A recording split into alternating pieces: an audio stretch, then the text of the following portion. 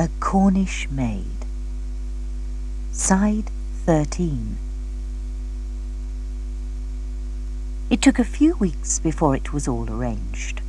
For Mrs. Veal, the initial trauma over her husband's death had faded, and she was glad to be back in her own home again.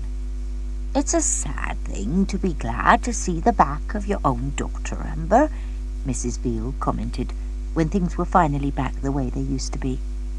"But I swear that I'd far rather see your pretty face than Myra's in the shop any day."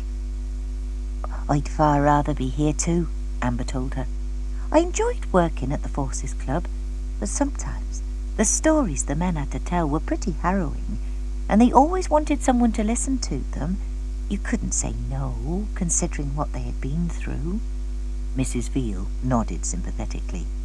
"Young maids like you shouldn't have to hear such things, my dear. I'm sure your gran felt the same, caring about you the way she did." "Maybe not, but if they have to go through it all, you couldn't turn away and show your disgust, could you?" To her surprise, the shopkeeper gave her a small hug. "I wonder if your gran knew how lucky she was to have you, Amber." "I think we were very lucky to have each other," Amber said, feeling her face go hot, and thankful that the shop door bell tinkled before they started getting too mushy. But in any case, it was time for Mrs. Veal to go upstairs for her regular afternoon nap. She often stayed there, leaving Amber to deal with any customers and to close the shop at the end of the day. It was a fairly quiet afternoon, but towards the end of it, Amber turned with a smile to see Luke's mother enter the shop, and then her smile quickly faded as she saw the look on Mrs. Gillam's face. "What is it?" she whispered. It was a moment when she felt as if the whole world was closing in on her. The exotic scents inside the shop seemed to be suddenly intensified. The semi-precious jewels and coloured stones in the ornaments on the shelves seemed to burn brightly, dazzling her. She seemed more intensely aware of everything: the clock on the wall that said it was 4:30, the calendar that said it was the last day in October. She didn't yet know what was wrong, except that instinct, certainty, intuition, second sight, superstition. Everything Cornish within her was telling her that something was very, very wrong. Or why was Mrs. Gillam here, looking distraught, knowing Amber was back at the craft shop again and seeking her out?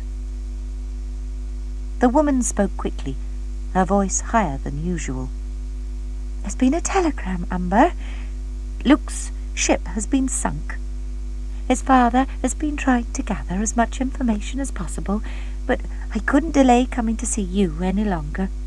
It's feared that most, if not all, of the crew have been drowned, my dear." "No!"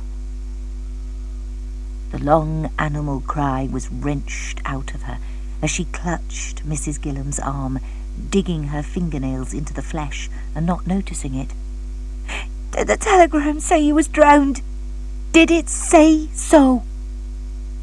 She didn't know why it was so important to know the exact words, to see his name, which would eventually be listed publicly among the dead. She wouldn't believe it until she saw it. Mrs. Gillam pulled the crumpled yellow envelope out of her pocket. For a moment, Amber was tempted to snatch it out of her hand, tear it up, and throw away the pieces. If she didn't see the words, it hadn't happened. It wouldn't be real.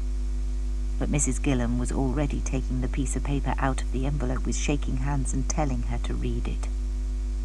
"We regret to inform you." Her heart jolted so painfully it felt near to bursting. Her eyes were blurred with unshed tears, but her voice was stormy. "It says missing, believed drowned. It doesn't say it's true. It only says missing, believed drowned. That doesn't mean he's anything but missing. People are found safe all the time when they've been reported missing. How can you write him off so easily?" "Of course I haven't written him off, Amber. Please, my dear, try to calm yourself." "I can't." She thrust the telegram back at Luke's mother. "I won't believe it unless it's made official. And I wouldn't have thought you would either. Or are you already planning his memorial service?" It was hard to say who was the more angry now, Amber, whose only way of dealing with this news was to rant and rave, or Luke's mother, who couldn't believe that this girl she liked so much was reacting in such a cruel way. "How can you even think such a thing, let alone say it? I thought better of you, Amber. I thought you would want to know about Luke as soon as possible and pray for him the way we all are. But I wish I'd never come to tell you now." As she turned to go, Amber caught at her arm again, almost convulsed with shame and embarrassment. "I'm so sorry. Truly I am. I didn't mean any of it. I'm just so upset that I can't think straight. But I can't believe anything bad has happened to Luke, Mrs. Gillam. I know he's safe. I know he'll come home." His mother's throat worked as she tried to control her own emotions. "Then I just wish I had your faith, my dear," she said quietly, and turned to walk out of the shop before she said anything more. Amber immediately turned the shop sign to closed. What did it matter if there was still an hour to go before the proper closing time? How could she deal with people wanting mementos to give to loved ones when her own beloved Luke? She didn't know what to do. To have this happen so soon after her gran was just too cruel. It couldn't be real. She couldn't go home yet, and Mrs. Veal would still be sleeping upstairs. She needed something to occupy herself, and she began feverishly tidying the shelves, dusting where there was no need, allowing her fingers to touch and caress the gleaming polished stones she always loved to hold, caressing a similar piece of amber to the one she had given Luke to keep him safe always, clutching it tight to her heart, as if somehow she could transmit the magical powers of it to him and make him safe. She remembered how some of the servicemen called those who were drowned at sea fish bait. It was horrible, and yet she remembered how the girls at the club had laughed along with them, knowing they didn't mean to hurt, and that it was simply their way of letting off steam after some of the sights they had seen, some of the ordeals they had been through. She couldn't bear to think of it now, and yet she couldn't stop thinking about it while her hated imagination got the better of her, picturing Luke's face as he sank lifelessly to the bottom of the sea. She heard herself moaning as if with a real physical pain, and she felt as if all her bones were turning to jelly as she sank in a crumpled heap onto the floor of the shop, weeping uncontrollably. She hardly noticed the rustle of the bead curtain until Mrs. Veal was kneeling down beside her, rocking her in her arms. "There now, Amber, love. Did I upset you so with that talk of your gran? I didn't mean to, love. But sometimes it's better to talk about them than to push them out of our minds." Amber looked at her blankly, hardly able to take in what she was saying, and then she slowly got to her feet, feeling like a very old woman, with Mrs. Veal still holding on to her. "It's not you," she stuttered. "It's Luke. His mother came into the shop a while ago. She's had a telegram." She didn't need to say it anymore.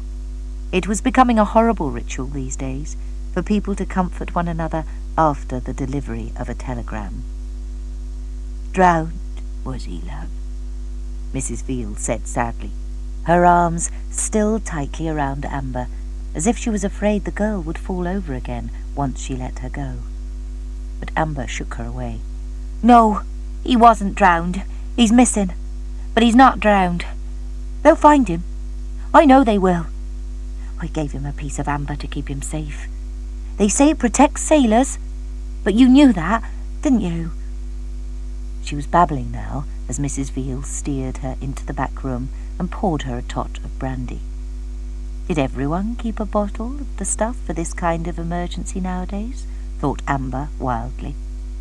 She drank it dutifully, hardly noticing the taste, and trying even more not to notice the pitying look in Mrs. Veal's eyes that said here was a girl valiantly trying to believe her boy was safe when it was clearly not going to be the case. But if you didn't have hope, what was there left? And at 17, Amber was still young enough to believe in miracles, however unlikely they may seem. And she wasn't going to let anyone take away that hope. She wished she really had been blessed with her grand second sight, or her weird way of knowing for certain when things were bad. But instead, she just had hope, and she was going to cling on to it forever, or until things proved to be hopeless. She couldn't get the word out of her mind, and the craziest thought swept through her at that instant. If and when Luke came safely home, and when they got married and had children, the first girl would be called Hope. It was a kind of promise that she floated up on the ether, because God surely wouldn't deny it. "I'm all right, Mrs. Veal. It was the shock, coming so soon after my gran," she said shakily a little while later. It wasn't that soon, but it felt like it. It had brought back all the turbulent emotions she had felt when she discovered Granny Penn lying so still in her bed on that Sunday morning. But she was oddly calmer now, and still ashamed of her outburst to Luke's mother.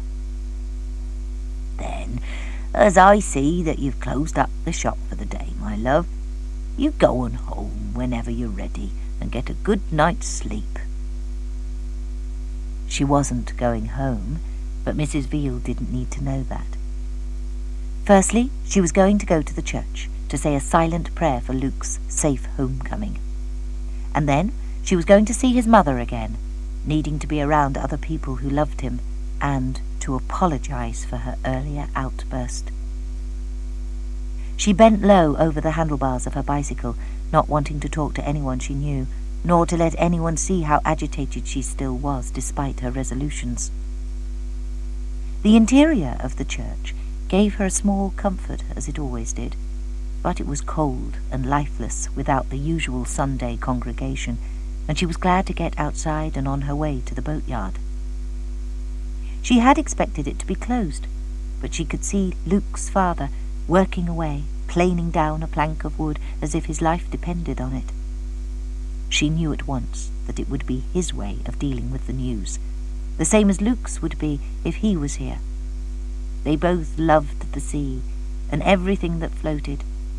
In those halcyon pre-war days, what neither of them could have foreseen was that one of those hideous German U-boats, the silent killers beneath the waves, would have undoubtedly sunk the Tigress. On an impulse, she dropped her bicycle, and as she did so, Mick Gillam looked up and saw her. The pain was etched on his face, and without a word he opened his arms to Amber, and she ran into them and was held tight. "I need to talk to Mrs. Gillam," she said when she could catch her breath. "I was so rude to her before." "Go on inside the house while I finish up here, Amber. I dare say she'll want you to have a bite to eat with us, and it's good to have your company right now." Amber wasn't sure she could eat anything, or that Mrs. Gillam could possibly be thinking about cooking a meal. But there was a succulent smell coming through the open kitchen door, so Mrs. Gillam probably had her own way of dealing with things too. "Can I come in, Mrs. Gillam?" she said awkwardly. "I want to say I'm truly sorry for the way I behaved earlier." "There's no need for apologies, my dear. No need at all. But since Mick and me don't seem to know what to say to one another, you can stay and share these sausages with us.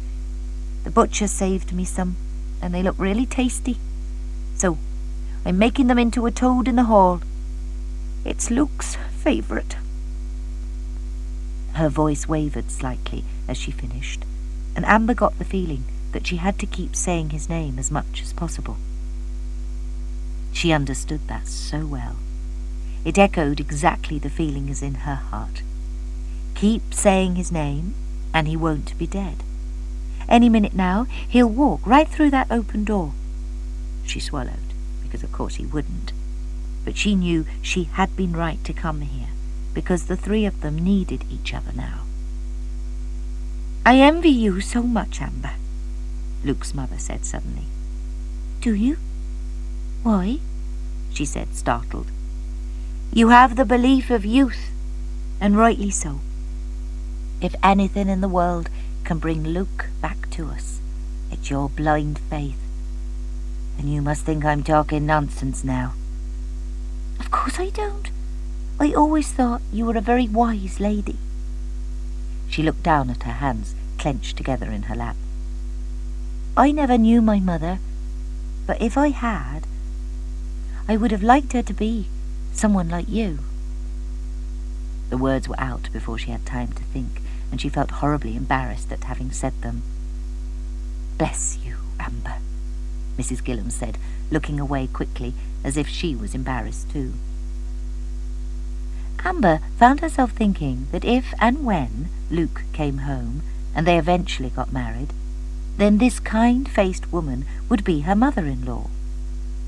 She wondered if Mrs. Gillam ever thought about it too, but right now certainly wasn't the time to start fantasizing about such things.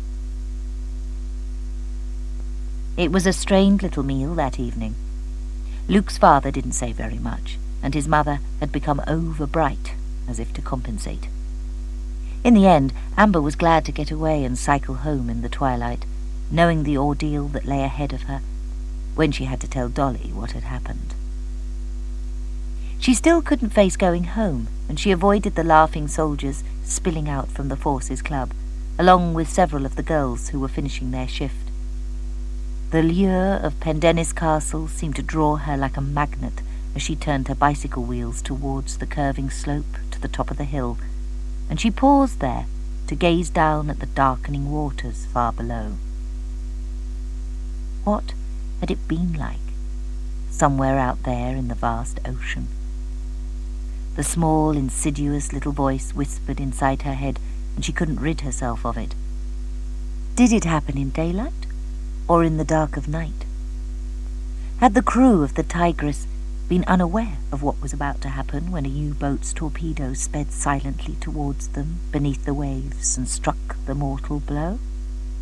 Or had they seen it coming, expected it, waited in horror as the tube-like shape of the lethal, disgusting thing aimed directly at their own craft, hell-bent on its killing spree?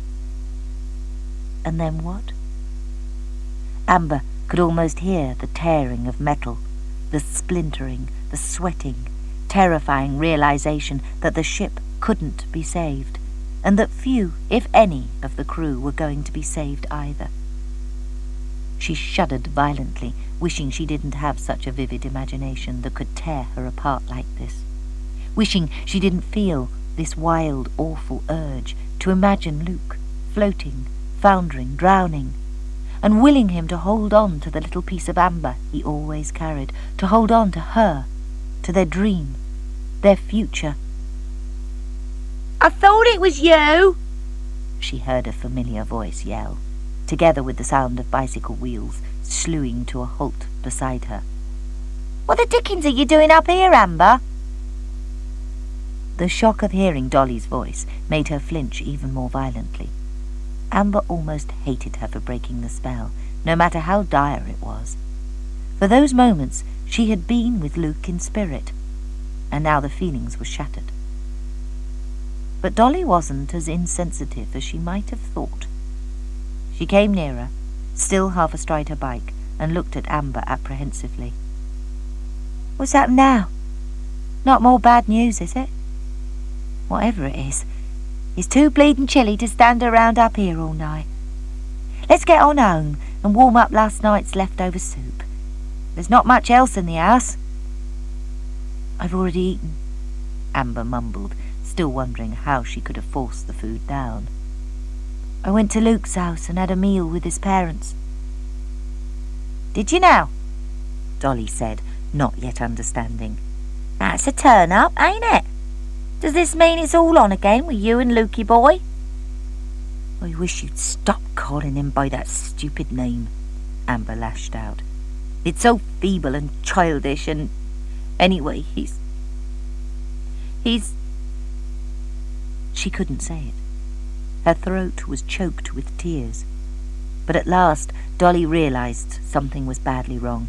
She flung her bike down and came close to Amber, gripping her shoulders. "You ain't telling me he's bought it, are you, girl?"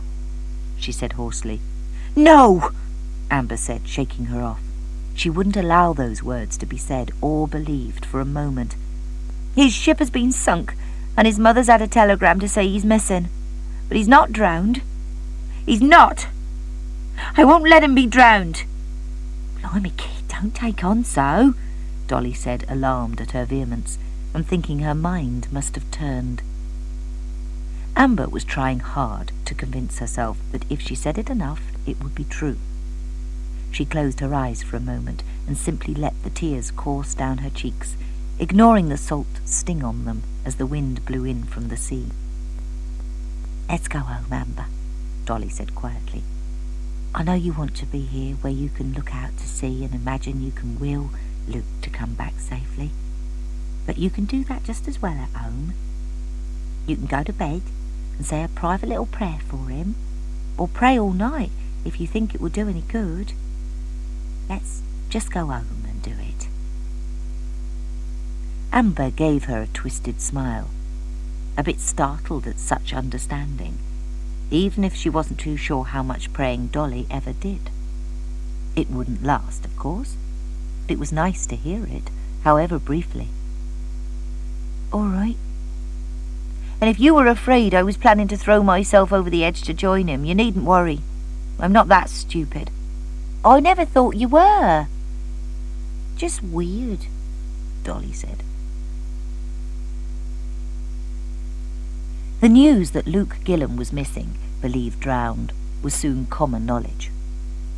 His parents still went to church on Sundays and held their heads up high, and Amber tried to follow their example.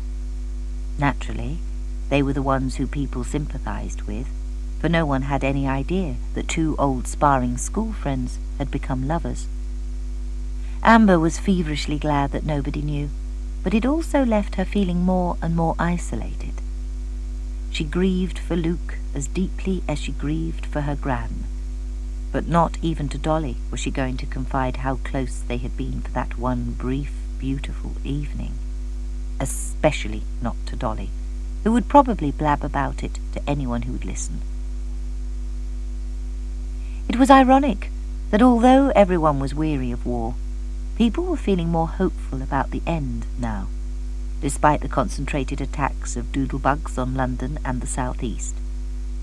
News from farther abroad continued to be better. The Allies were gaining ground wherever they fought, and it would soon be all over.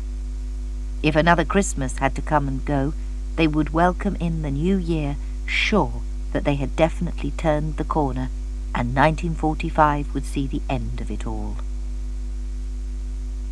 As far as Amber was concerned, such optimism was like a bitter taste in her mouth. Of course she wanted it to be over. She wanted the world to go back to the way it was before Hitler invaded Poland. She wanted Dolly to go back home where she belonged, even though they were rubbing along slightly better now. She wanted Granny Penn to be there every time she went back to the cottage. Most of all, she wanted Luke back. The distant dream of herself in a long white dress, marrying her sweetheart, and eventually having their babies, was simply that. A dream, and nothing more. And everyone knew that dreams rarely came true. It was hard to say her prayers every night, and to wonder if they would ever be answered, or to imagine that the prayers of one girl were even going to be heeded, when the whole world seemed to be praying and hoping for the same thing. Dolly came home from the club one evening, her face a sickly white. "I don't know how to tell you this, Amber," she said uneasily, "but some of the Yanks are back, and they told us that your friend Gary was wounded recently. He ain't dead," she added hastily, seeing Amber's horrified expression. "But his mates say he had his arm shot off, and he's already been sent straight back to America from France, so there was no chance of seeing him to say goodbye." Amber was numb with this new shock. On top of the lack of any definite information about Luke, it truly felt as if the whole world was closing in on her. "I'm beginning to think I'm a jinx," she stuttered. "Those girls we knew at school, then you're Eddie, now Gary, and Luke's still missing." Dolly shifted uncomfortably.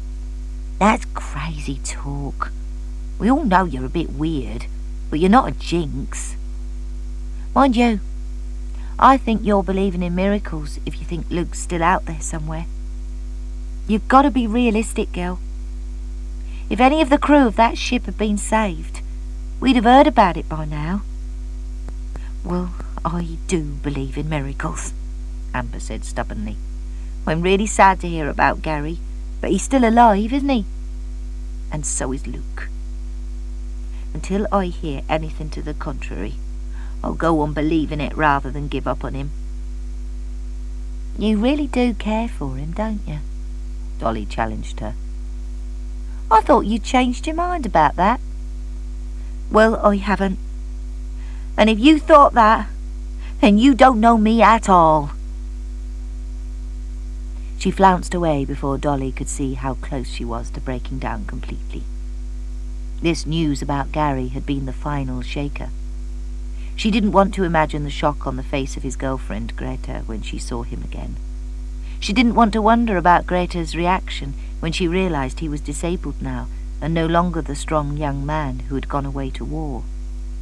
She didn't want to think about her own reactions should her circumstances ever be similar, because she just didn't know how strong and resilient she would be. Nobody did, until it happened to them.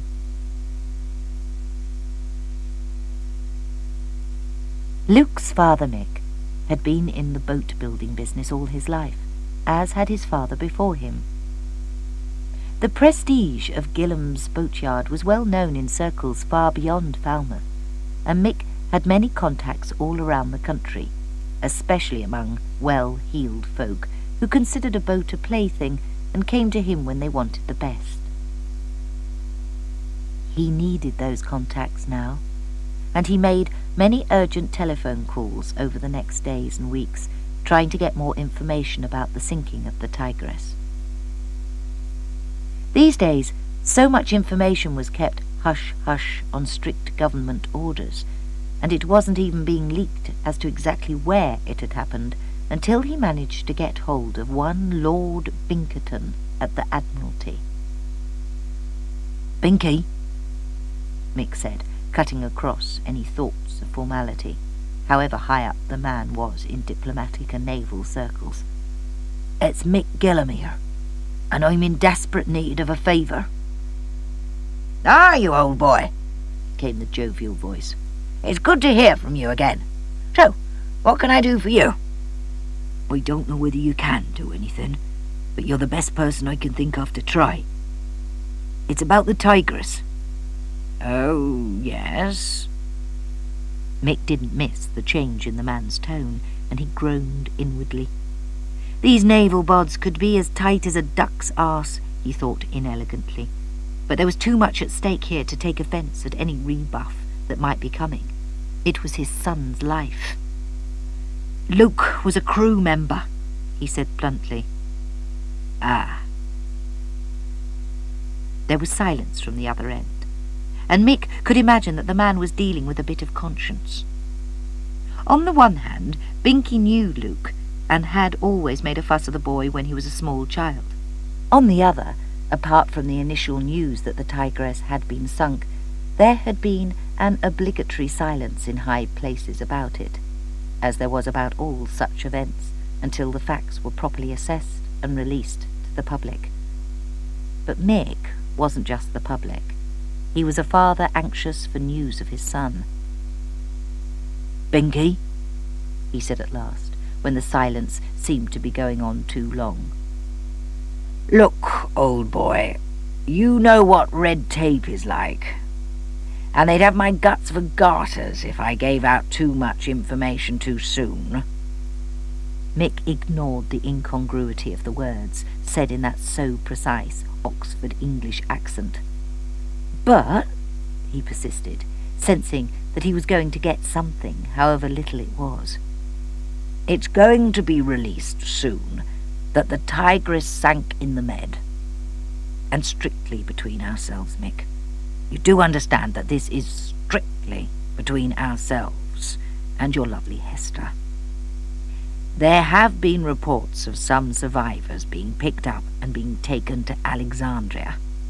It hasn't been confirmed yet, and I don't want to give you false hopes, but as soon as I hear any more, and I'm able to release it, I'll be in touch.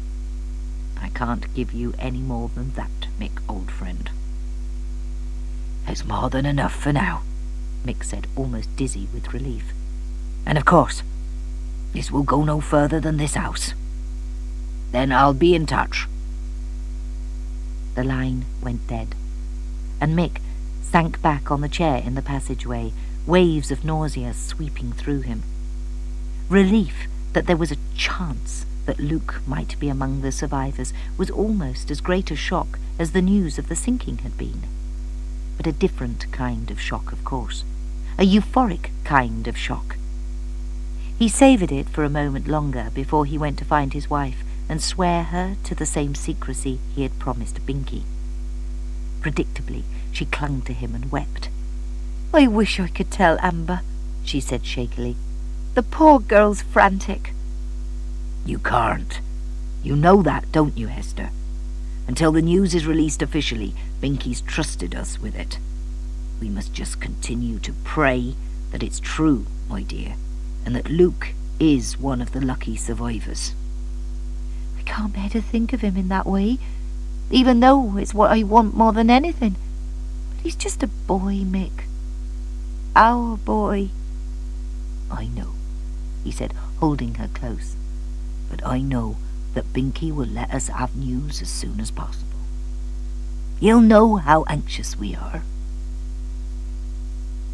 Right now, Mick didn't want to reveal his unease at what kind of state those survivors might have been in when they had been picked up. If they had been in the sea for a long time and swallowed a lot of water, there could be any number of infections from the flotsam floating about after a torpedo strike. They would certainly have been injured, some of them badly. They could have ended up with smashed limbs, swallowed engine oil, suffered irreparable brain damage. Mick shook the terrors out of his mind. As far as he knew, the Med didn't have sharks or the worst evils of the deep, and he deliberately obliterated such scenarios from his head and set about cheering up his wife instead. There was no knowing how long it would be before Lord Binkerton telephoned him with whatever news he was permitted to tell, and Mick knew it was going to be difficult not to let on to friends that there was a glimmer of hope. It was even harder when folks still offered them sympathy, clearly assuming the worst had happened and that they wouldn't see Luke home again. The hardest of all was seeing Amber Penry at church the following Sunday morning. "Is there any news?" she said at once, as soon as she could break away from the congregation milling outside in the thin wintry sunshine, as they always did, and walk straight across to the Gillams. "Not yet," Hester said. "But you know what they say. As long as there's life, there's hope. We don't give up hoping, do we, Amber?" "I'll never give up," Amber said. She hesitated, not sure whether to go on or not, but then decided to say it, however peculiar they thought her. "I dreamed about him last night. He was smiling, and I'm sure it was a good sign, an omen. You know how my gran sets such a store by omens, Mrs. Gillam." "Then I'm sure it was a good one, my dear," Hester said in a strained voice, and turned away quickly before she was tempted into saying any more. She was bound by secrecy not to say another word until Lord Binkerton phoned them, but it was very hard not to confide in this girl who obviously thought such a lot of her son. Dolly caught up with them in time to hear Amber's last words. "She'll really think you're potty now, and you've probably upset her too, saying you dreamed about Luke and saw him smiling." "No, she won't. She'll understand. It's something that Cornish people do, Amber added pointedly. Is that another dig at me? Well, let's face it, you're not Cornish, are you? And I'm blowed if I understand some of the things you say. She clamped her lips together after that, and for once Dolly took the hint. It wasn't the time or place to be arguing, and they collected their bikes and cycled home in an uneasy silence. I'm definitely thinking of leaving this dump, Dolly announced when they reached the cottage. Amber didn't take her seriously. She gave an exaggerated sigh. We've had this conversation before, and you know it would be madness to go back when the Jerrys are still dropping those terrible doodle-bugs. I'm not talking about London. In my mum's last letter, she said Uncle Joe's got a brother in Norfolk, and they're probably going to pack up and go there in a couple of weeks. I could go with them. You'd be bored in less than a week. What would you do in Norfolk? Same as I do here. Get a job. Find a bloke. I don't know, but I'm as bored as hell here anyway, so I might as well clear off. Amber realised she was serious now. Dolly, please don't go like this. Why not? It was only Granny Pen who was holding us together. We both know that. Anyway, I only said I'm thinking about it. Amber decided not to argue. She had too many other things to worry about without risking a real rip-roaring row with Dolly. She didn't quite know what she thought about Dolly leaving anyway. Part of her would find it was a relief not to have her around, forever nosing and poking into Amber's things, and another part knew she would miss her dreadfully. Dolly had been part of her life for years now, and the cottage would be empty without her. It occurred to Amber that she had never been alone in her life before. Granny Pen had always been there, and even in those few days before Dolly returned after Granny Pen died, the next-door neighbours had never left her alone to brood. On the other hand, she was almost 18 years old now, and young men and women younger than herself had been brave and independent and reckless enough to go away to fight in the war and never come back. It always came back to that fact and made any little personal problems insignificant. She shivered, because never in her life could she consider Luke being missing as an insignificant problem. Not when it consumed her thoughts every second of the day, filling her dreams at night and sometimes her nightmares too. I don't want to quarrel with you, Amber, Dolly said suddenly. And wherever we are, we'll always be sort of twins, won't we? Of course we will, Amber said, ready to be generous at once. She didn't want to quarrel either. I probably will go to Norfolk, Dolly said as a passing thought. I'll wait until we get news of Lukey boy first, though. I wouldn't want to leave you in the lurch, not knowing what's happened to him. Anyway, she added cheekily, I'm sure he'll be back safe and sound, and when he is, I told you, I was going to have a pop at him, seeing as how you'd gone off him. Or was that all pie in the sky? Something like that, Amber muttered. A week later, the telephone call that Mick Gillam was waiting for came soon after midnight. He struggled out of bed and padded downstairs to the telephone in the hall, thankful that Hester was still asleep. He knew just what was meant by having his heart in his mouth now, his heart and everything else. And whatever he was going to hear, he needed these few moments alone.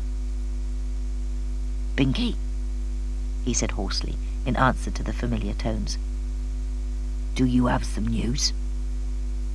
Yes, and it's better than we might have hoped, Mick. Your boy was one of those picked up off the coast of Alexandria. He was taken to hospital there and is still under their care. He suffered some quite severe head injuries, and he also has problems with his hearing after the blast, together with some loss of memory. He came off better than some of them, though.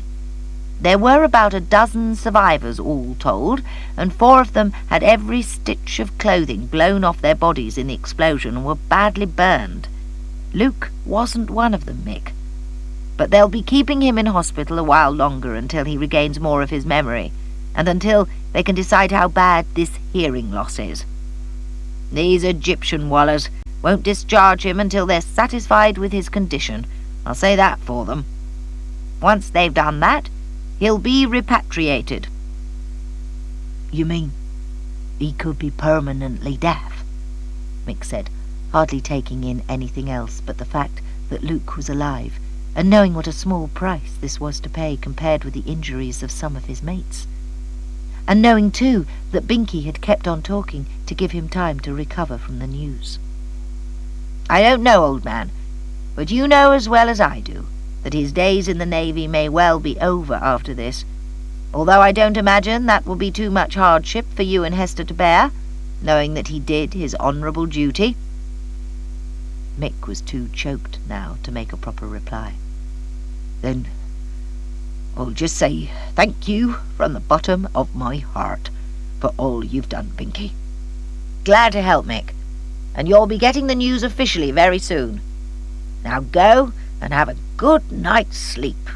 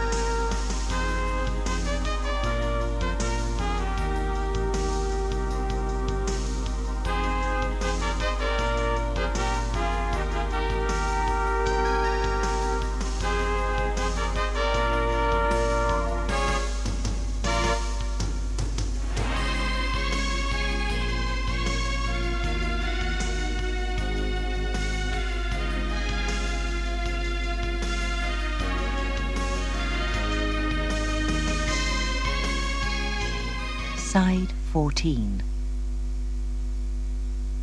The line went dead, and Mick replaced the receiver carefully, as if it was something precious, resisting the urge to smash it down and go rushing upstairs to shout the news to Hester.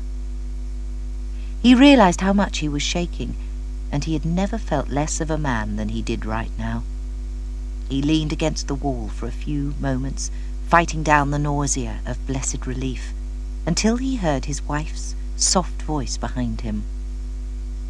"Mick, my dear." He turned swiftly and was caught in her arms. "It's all right," he managed to say. "It's all right. He's alive, and it's as good as we can expect. And he'll be coming home to us eventually." He couldn't say any more, and then they were sobbing in one another's arms, and he no longer felt less of a man for doing so. He realized Hester must have caught the gist of his telephone conversation and known that it wasn't the news they had been dreading. It took a while for them to recover and talk sensibly, and for Mick to relate all that Binkie had told him. By then, they were sitting in their kitchen, drinking hot cocoa, laced with brandy and some of their precious sugar ration. "No matter what you say, Mick, I shall let Amber know what we've heard now," Hester said determinedly. "I won't leave her in a kind of limbo until we get the official confirmation. It's not fair on her." "I won't object to it, my dear, and I must admit there were times when I found myself wishing I had her kind of blind faith. Sometimes I never dared to hope," he said shakily. "And we're not entirely out of the woods yet. Head injuries can be serious, and if his hearing has gone completely, I'm not sure how he'll cope." "He'll cope the way thousands of others have coped, my love. And it could have been so much worse. Think of his companions who were badly burned and will presumably be scarred for life. At least Luke was spared that.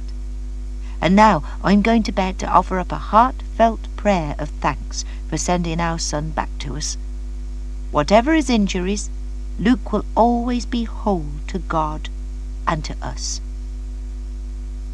Mick's heart was full of the emotion he felt unable to express as he watched her go, so much more dignified than he was. Perhaps in the end women were the strong ones after all. Hester had always thought so, and she was still thinking it when she went to the craft shop on the quay early the next morning.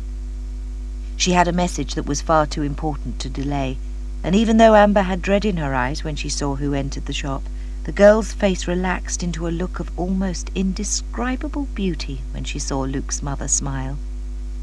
No wonder her son loved this beautiful young Cornish girl, Hester thought fleetingly. Who could help it? "He's alive, isn't he?" Amber said breathlessly. "If he comes home maimed or limbless, none of it matters, just as long as he's alive." Hester took the girl's hands in hers. "It's nothing like that, my dear.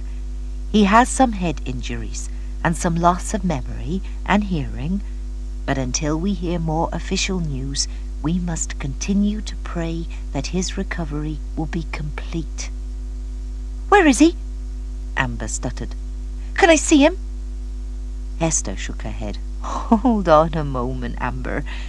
You had better hear the whole story, and I must warn you that we've not had official confirmation as yet. But Luke's father knows people in high places, and we're assured that it's the truth. He's in hospital in Alexandria in Egypt, and he may be there for some while yet. We'll try to get a message through to the hospital as soon as possible to give them as many details about Luke as we can to help them assist in jogging his memory." "You mean he may have forgotten me?"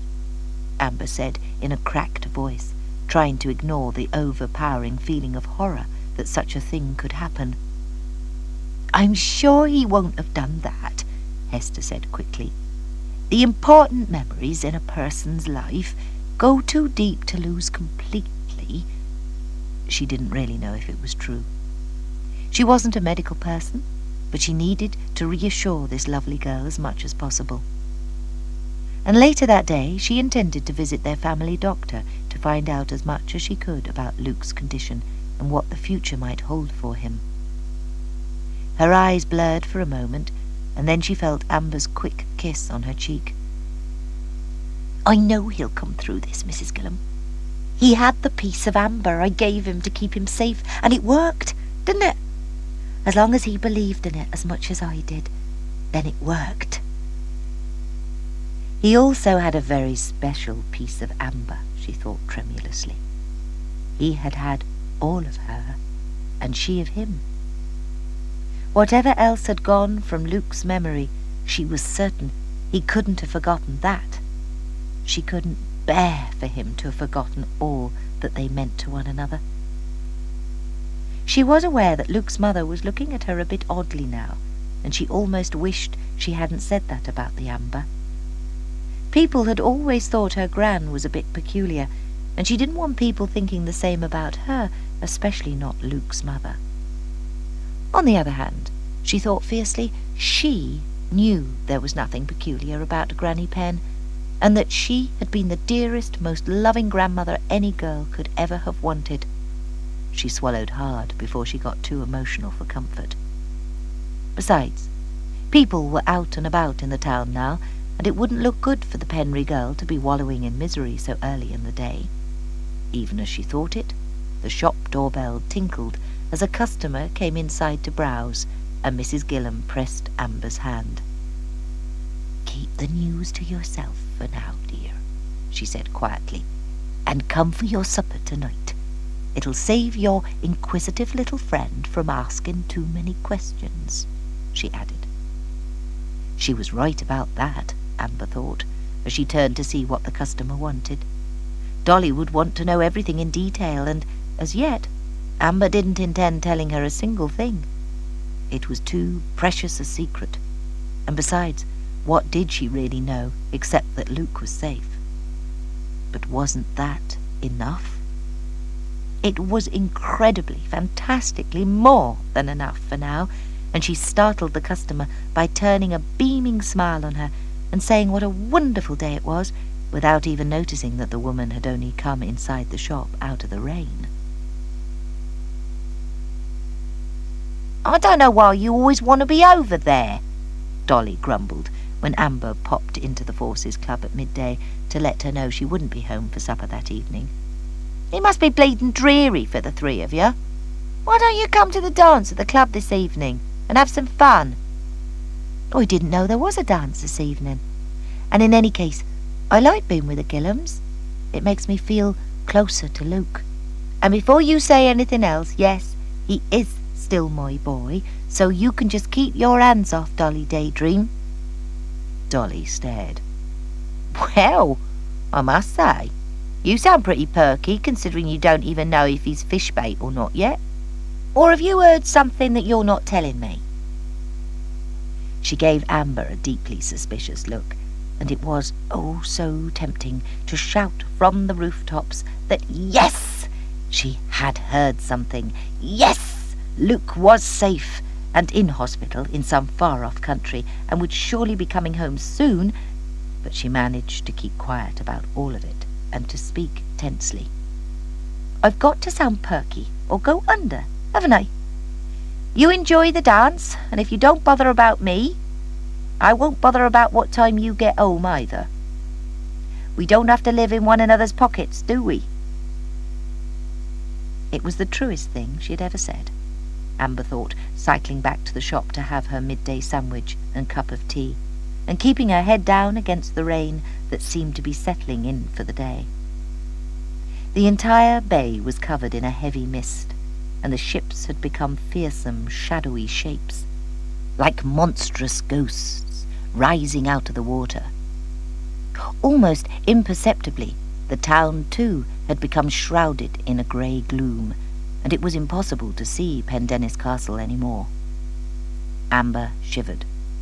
She hated it when it was like this, as if the sun no longer looked favourably on this most beautiful county, and as if they were physically cut off from the rest of England like the peninsula they were.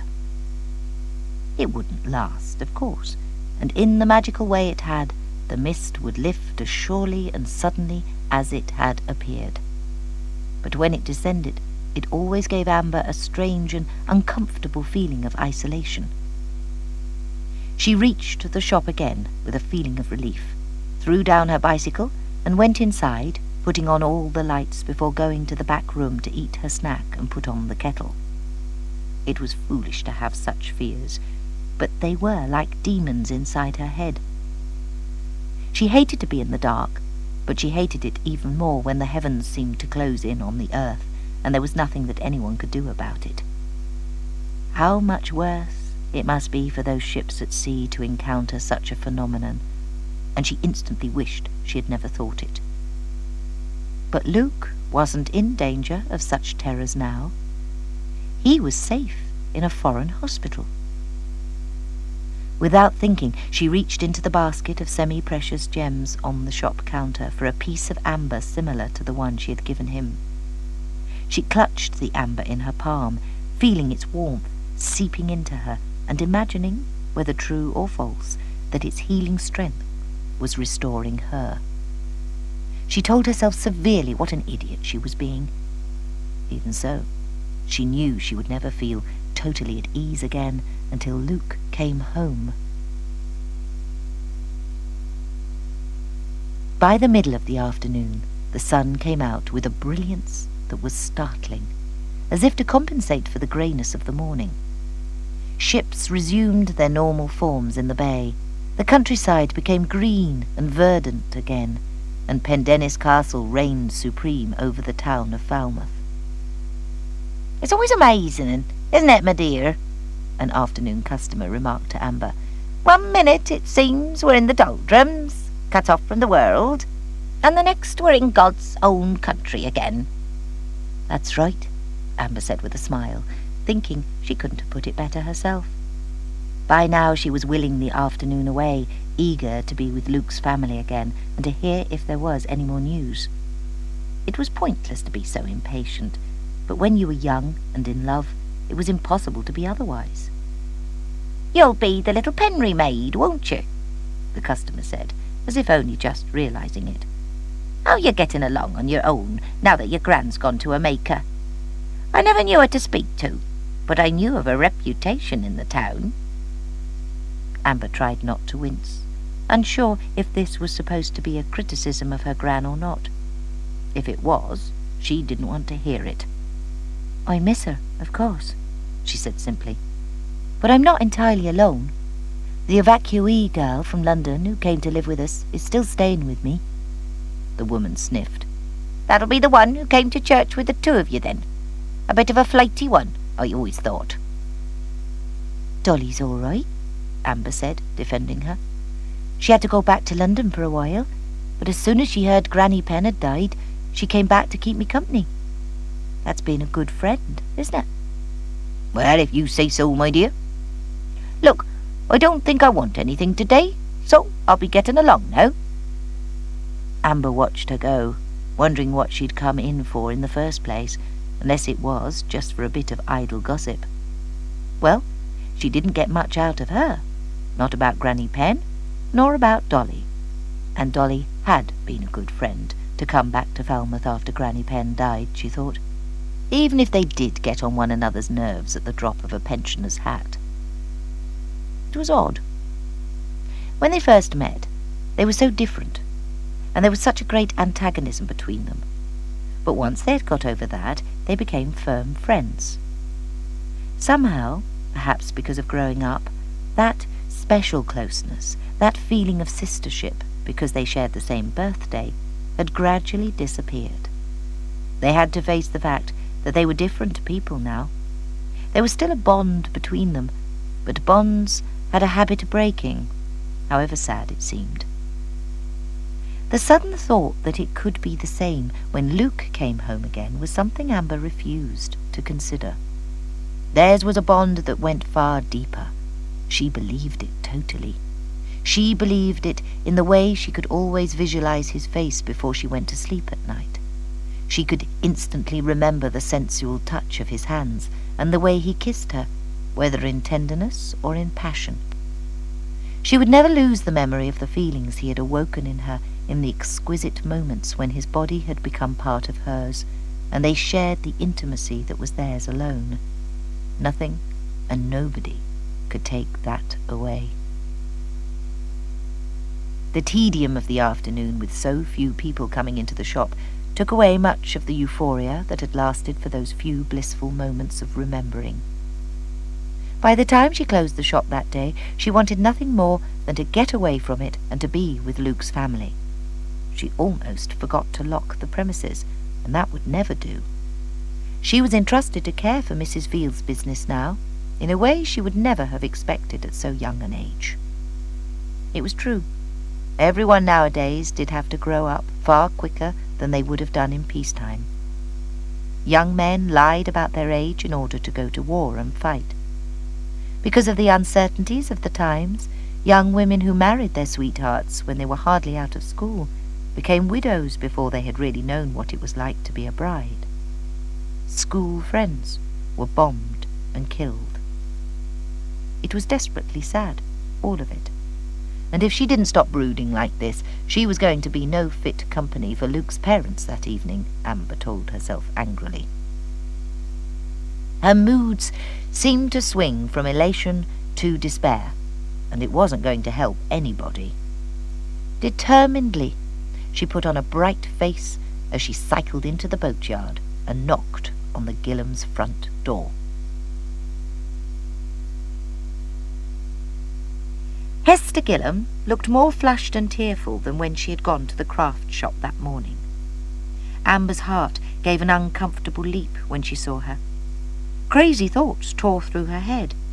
Surely God hadn't deserted them after all. But why should God spare one young man among so many thousands, just because a young, foolishly in love Cornish maid wanted it so badly? She could hardly think straight, for she couldn't continue standing there like a dummy. "What's happened?" Amber said hoarsely, in a voice that was hardly her own. Hester's voice was just as unreal. "I'm sorry if I frighten you, Amber. You caught me at a very bad moment, I'm afraid.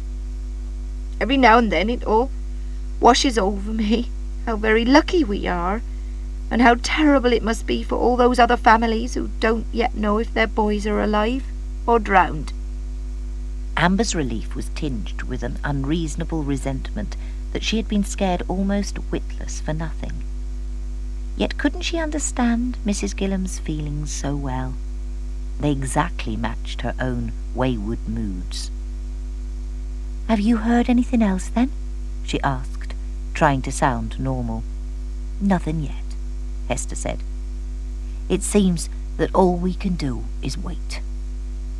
My husband makes constant calls to his friend, but there's a limit to how much we can be told, even about our own son." There was no mistaking the slight bitterness in her voice now, and Amber was instantly sympathetic. It must be just as bad for Luke's parents, but in a different way, as it was for her.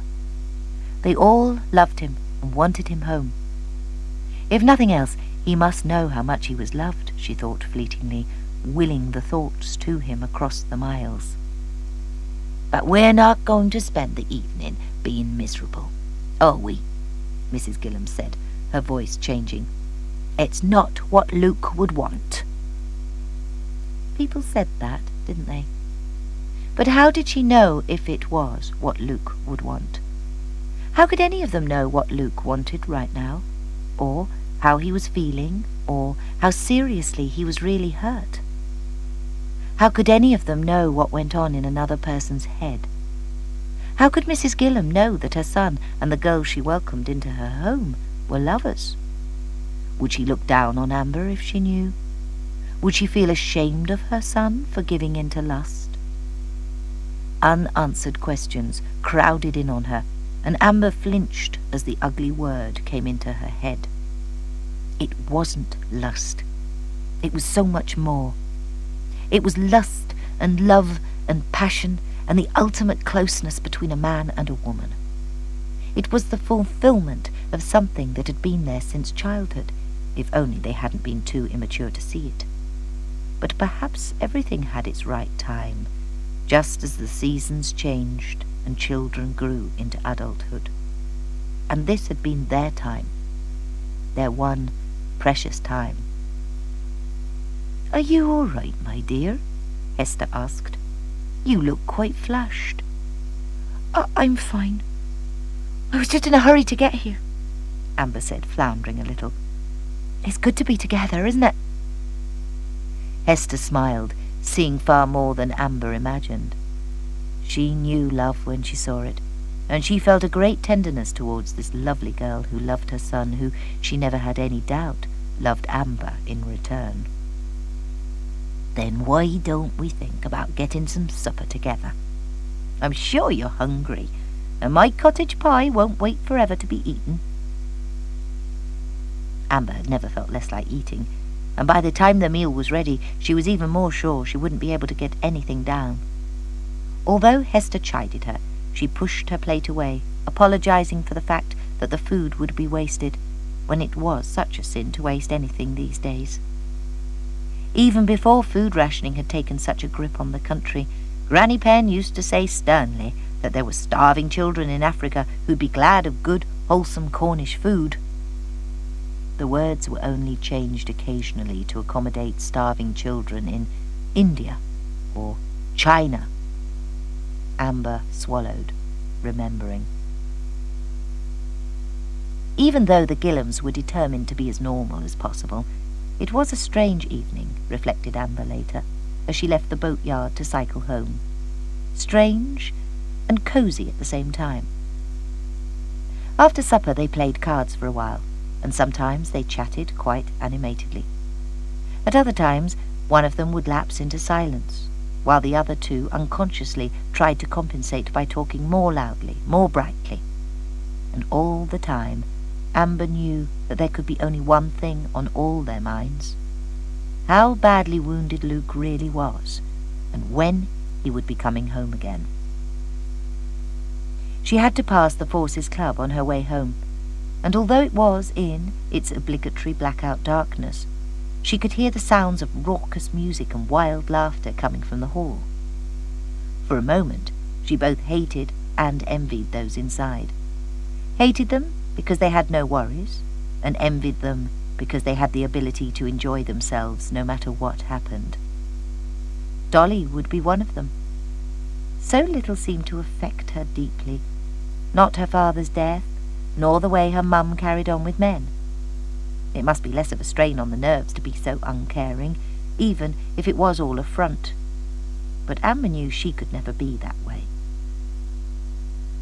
The door to the club opened for a moment, and several people came outside, laughing together.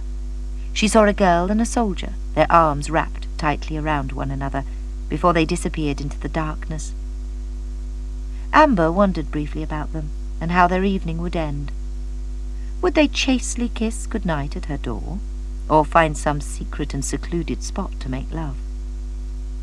She ached for Luke at that moment, longing for his arms around her and his kiss on her lips, longing for the world to be normal again. She heard someone hiss her name and realized there was someone else standing in the dimness of the doorway.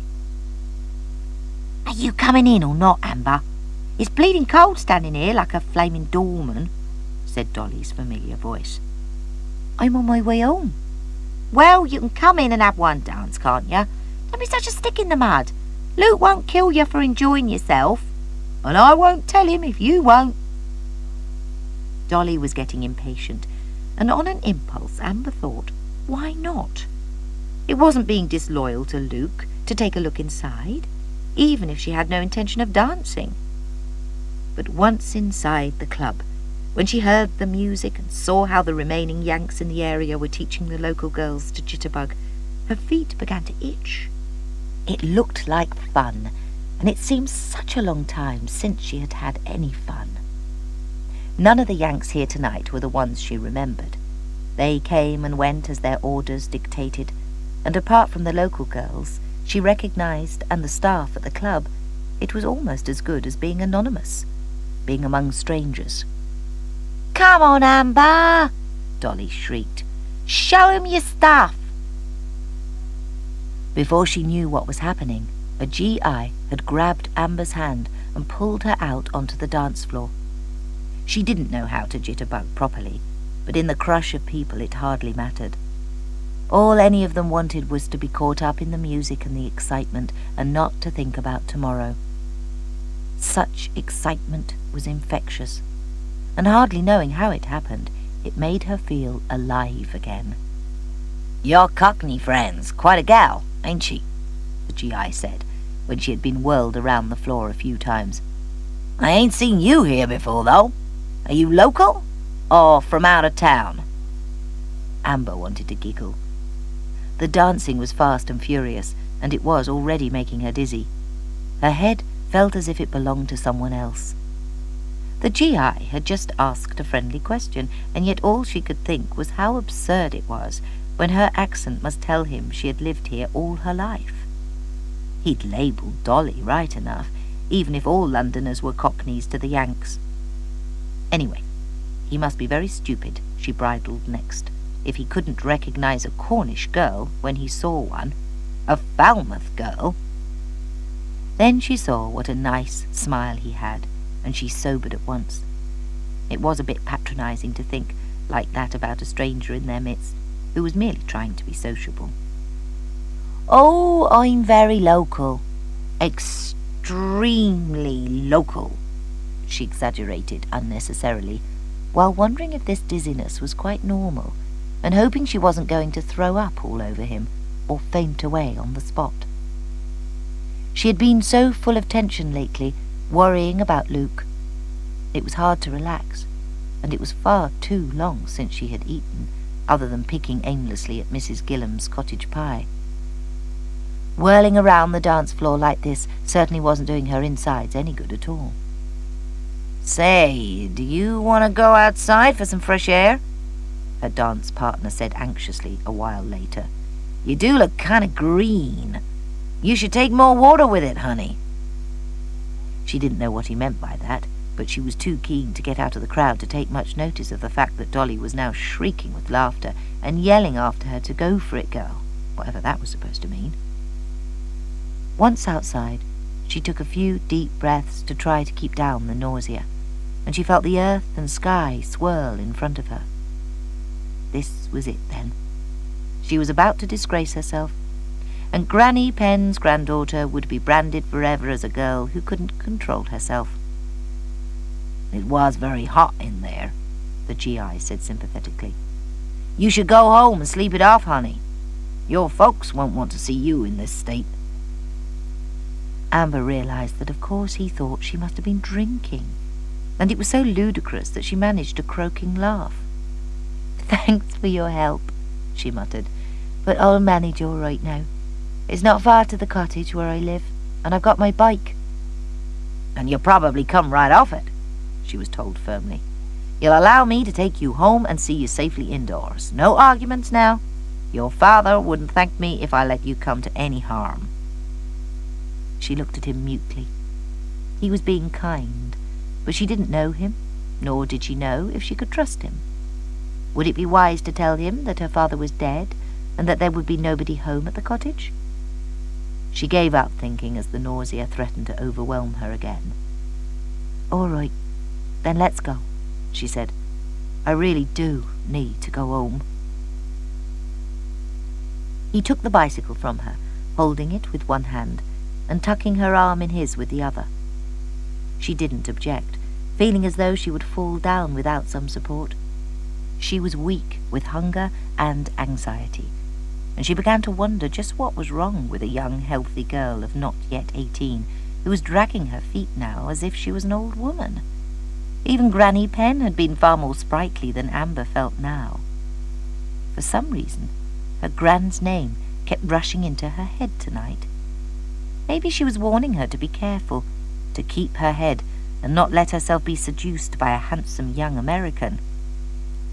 "You can trust me, you know," this handsome young American said when she had been silent for a while, and just as if he could read her mind. "The name's Bart Durham, short for Bartholomew. And I've got a wife and daughter back home in Colorado who trust me too. All I want to do is see you safely home, kid." Amber was instantly ashamed of her earlier thoughts. She must have seemed so very ungracious, and half of it was due to Dolly's stupid remarks, she thought angrily, always getting things wrong, assuming Amber was going to be fair game for a bit of slap and tickle with a yank, and act as flighty as herself. "I'm sorry. It's just that I was brought up to be cautious," she mumbled. Bart squeezed her arm against his. "Then your folks did a good job of raising you, Amber. It's a very cute name, by the way. That is your name, isn't it? I believe it's what your friend called you. You're not sisters, are you? You don't look alike." "Dolly lives with me. With us. She came to Falmouth as an evacuee at the beginning of the war, and we're sort of like sisters now," she said awkwardly, not really knowing why she was giving him this potted bit of information, but having to say something. She was desperate to be home, to get something to eat, to stop the gnawing in her stomach, and to fall into bed. She wished she'd never been tempted to stop at the Forces Club at all. It wasn't that she felt disloyal to Luke by having a dance, she reminded herself, because nothing could have been more innocent, but she wished she'd gone straight home, all the same.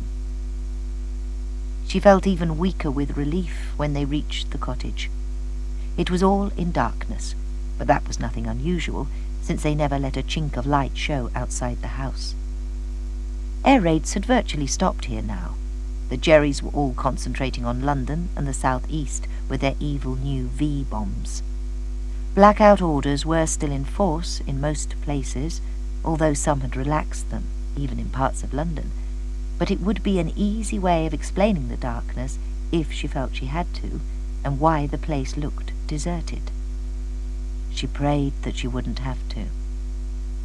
Feeling jittery now, she didn't want to have to invite Bart Durham inside, and she really, really hoped he wouldn't expect it. He obviously felt more at ease than Amber did, because he released her arm at the gate of the cottage and handed her bicycle to her.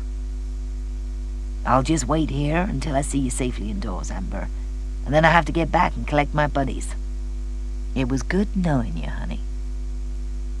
She hardly knew what to say to that, so she muttered something appropriate, and then she fled up the garden path, dropping her bike outside the house and going inside quickly. She leaned against the door, feeling her heart hammer much too fast. Must be due to the lack of food, she told herself.